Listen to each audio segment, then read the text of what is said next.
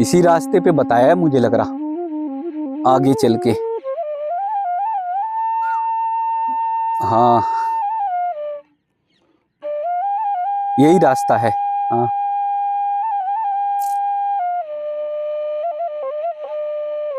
हाँ, मंदिर के पास बता रहे कुटिया।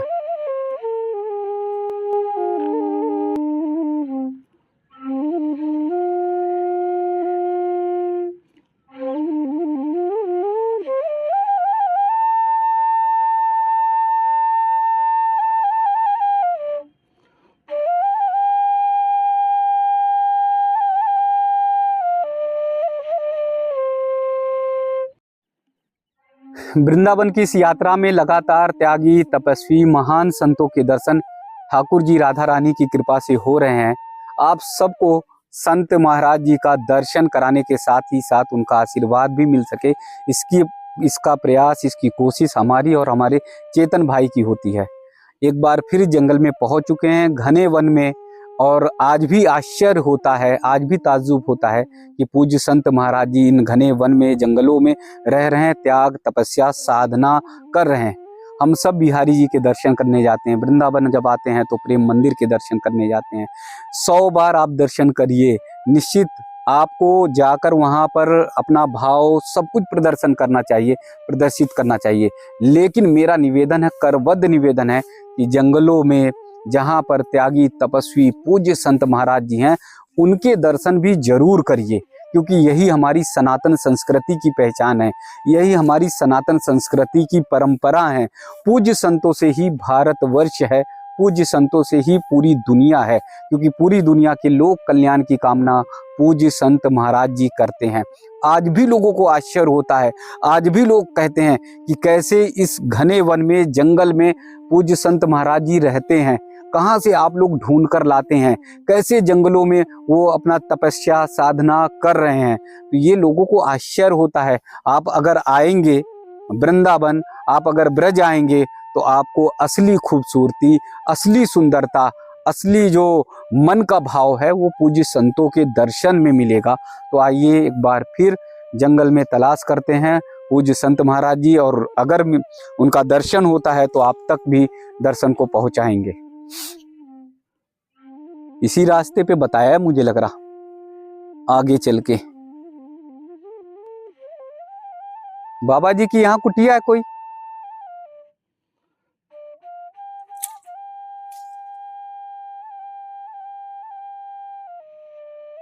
यहां से फिर बाबा जी की कुटिया के दर्शन हो रहे हैं। पूज्य बाबा जी की कुटी के पास पहुंच गए हैं। यहाँ पर बाबा जी का दर्शन हो रहा है। श्री रामदास बाबा जी बंसीवट भजन कुटी। भजन कुटी इसलिए कुटिया का नाम है कि बाबा जी अनवरत यहाँ पर लगातार भजन करते रहते हैं। बाबा जी के चरणों में बहुत बहुत दंडवत, बहुत बहुत प्रणाम, बहुत बहुत वंदन।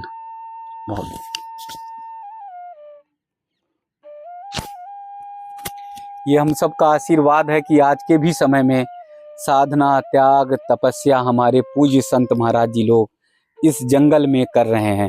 बाबा जी दंडवत प्रणाम, बहुत बहुत प्रणाम। जंगल में तपस्या, साधना कर रहे हैं। भक्ति का वो स्वरूप जिसको पाने के लिए लोग आतुर होते हैं, और मुझे लगता है कि निश्चल जब वन में रहेंगे, जंगलों में रहेंगे, तभी वो स्वरूप अलौकिक नजर आएगा। वो मुक्ति मार्ग के लिए भजन कर रहे हैं बेटा। हम तो मुक्ति मार्ग चाहते हैं कि हमारा मुक्ति मार्ग हो जी, इसीलिए हम भजन करते हैं बेटा जी, तो मुक्ति मार्ग मिले हमें जी, ताकि हमें शांति मिले। बड़े भाग्य मानुष तर पावा सुर दुर्लभ ये कृष्ण गावा।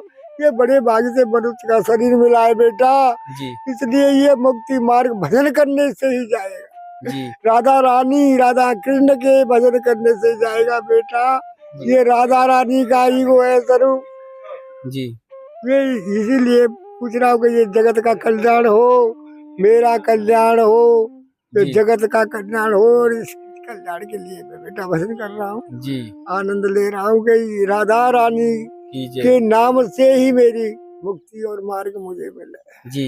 तो धरती पर जो मनुष्य जीवन लेकर अवतरित होता है, उसका मूल उद्देश्य ये है कि सत्कर्म करते हुए, पूजा पाठ करते हुए अपने जीवन को मुक्ति मार्ग पर ले जाकर जो है। मुक्ति मार्ग केवल एक भजन का ही रास्ता है बेटा, के भजन करने से ही मुक्ति मार्ग मिलेगा। जी। मुक्ति मार्ग जभी मिलेगा कि बिना प्रेम रीझे नहीं नटवर नंद किशोर। जब तक उससे प्रेम न करोगे जब तक नहीं रीझेगा बेटा। जी। जब ही रीझेगा वो जब भक्ति मार्ग से उसे प्रेम से खिलाओगे पिलाओगे गोपाल को, जब ही नटवर नंद किशोर पर पूरा प्रेम जो है वो न्यौछावर कर दें, वो पूरा अर्पण कर दें। तो राधा रानी और नटवर नंद किशोर के ही कृपा से बेटा मैं जहाँ भजन करता हूँ बंसीवर धाम है ये, बंसीवर धाम। इसमें राधा कृष्ण के ही भजन से मेरा कल्याण हो जाएगा बेटा, और जगत का कल्याण हो जाएगा। जी। बताते यहाँ नित्य लीला जो है राधा रानी ठाकुर जी की हाँ होती है, आज भी होती है बेटा, आज भी होती है। भगवान कृष्ण ने के चरण परे इस रथ पे गाय को चराया है, बाल सखाओं के साथ उन्होंने लीला की है, और सब यहाँ बछड़ा बनकर आ गया था एक राक्षस, उसका वध किया तो वह श्राप लग गया था कि तेने बछड़ा मार दिया गाय का, तुझे पाप लग गया। तो वहाँ भाड़ीन वन में उन्होंने बंसी से कुआं खोदा और वहाँ 33 कोट देवताओं को बुलाया और जो है फिर उद्धार हुआ। जी। जीवन में सब मनुष्य जो है महाराज जी सांसारिक मोह माया में फंसा रहता है, भजन मार्ग पर कैसे वो निकले और कैसे आकर जब तक कृपा राधा रानी और कृष्ण की नहीं होगी बेटा, जब तक ठाकुर जी की कृपा नहीं होगी जब तक नहीं निकलेगा। मुझे भी तो कृपा हुई है ठाकुर जी की, जब तो मैं ग्रस्त को छोड़ के यहाँ आया हूँ बेटा भजन करने के लिए। जी।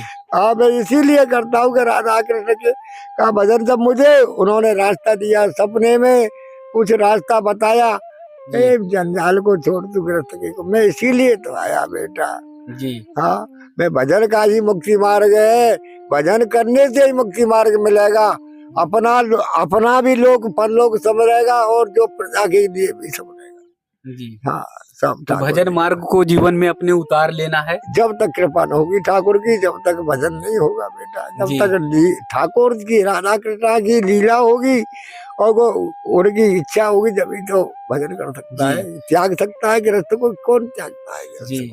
इतने बंधनों में बंधा हुआ व्यक्ति और ज्यों कृपा होती है ठाकुर जी राधा रानी की, तो वो बंधन मुक्त होकर सब मोह माया छोड़कर उसे कुछ भी अच्छा पैसा भी त्याग देती है वो राधा रानी। मुझे पैसे की भी जरूरत नहीं है, फिर भी राधा रानी भेजती है कि जी मुझे कोई पैसे की तमन्ना नहीं छोड़ी उसने, मुझे पैसा का कोई जरूरत नहीं।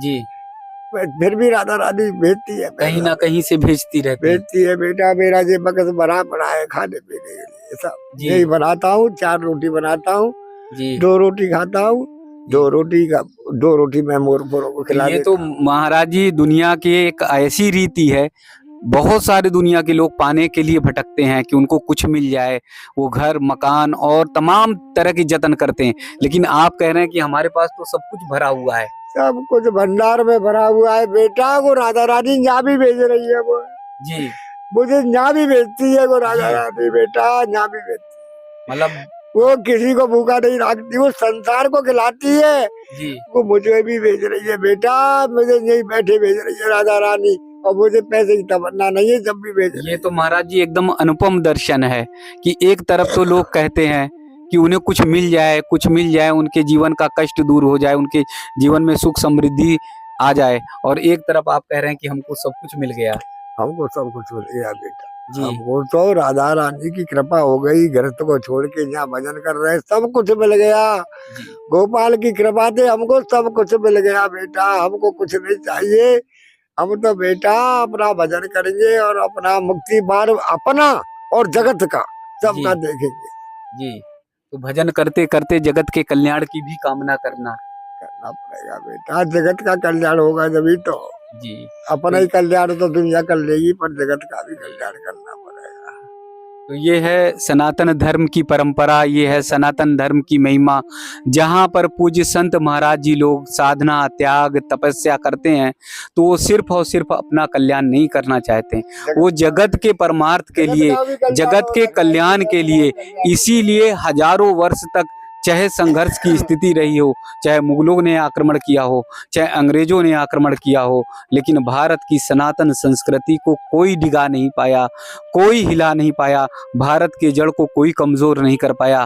इसलिए क्योंकि हमारे पूज्य महाराज जी लोग अपने कल्याण के साथ जगत के कल्याण की कामना करते हैं। दुनिया का एक ही श्रेष्ठ धर्म है, एक ही श्रेष्ठ संस्कृति है जहां पर जगत के कल्याण की कामना की जाती है। अन्य किसी धर्म में, अन्य किसी संस्कृति में, अन्य किसी संप्रदाय में कभी जगत के कल्याण की कामना नहीं की जाती।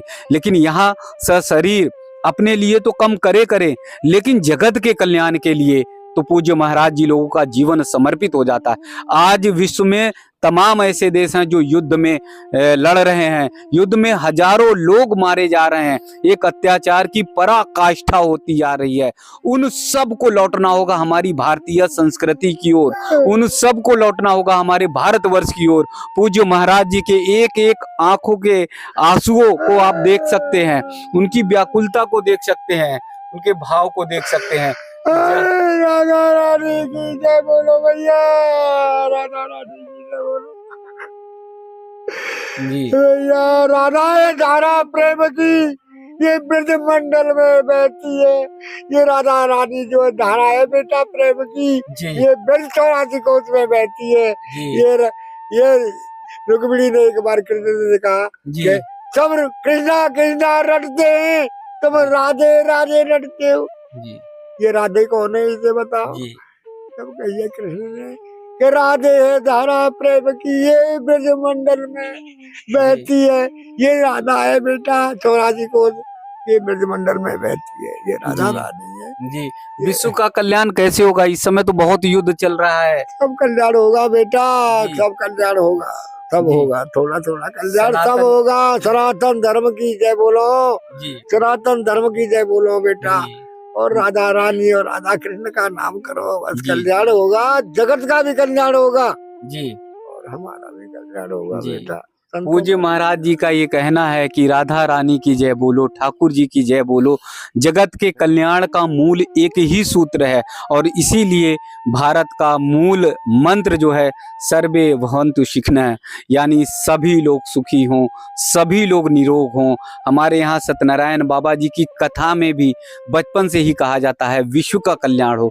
कभी हमने अपने जिले के कल्याण की बात नहीं की, कभी अपने स्टेट की, प्रदेश की बात नहीं की, कभी अपने भारतवर्ष के कल्याण की नहीं, हमने बात की, हमने कामना किया विश्व के कल्याण की। तो आज अगर चाहे इजराइल का युद्ध हो रहा है, हमास के साथ हो रहा है, चाहे रूस और यूक्रेन का युद्ध हो रहा है, दुनिया एकदम ऐसे लग रही है कि खत्म होने की स्थिति में हो जाएगी, ऐसी भयावह स्थिति बन रही है। इन सब को रोकने के लिए पूज्य महाराज जी ने बता दिया है कि राधा रानी का जाप करो, ठाकुर जी का जाप करो, क्योंकि यही एक मूल मंत्र है, यही एक ऐसा आधार है जो पूरे विश्व में सुख और शांति लेकर आएगा। हमारा जीवन बहुत पावन पुनीत है कि ऐसे पूज्य संतों का दर्शन करके हम धन्य हो जाते हैं। महाराज जी के चरणों में एक बार पुनः बहुत बहुत दंडवत।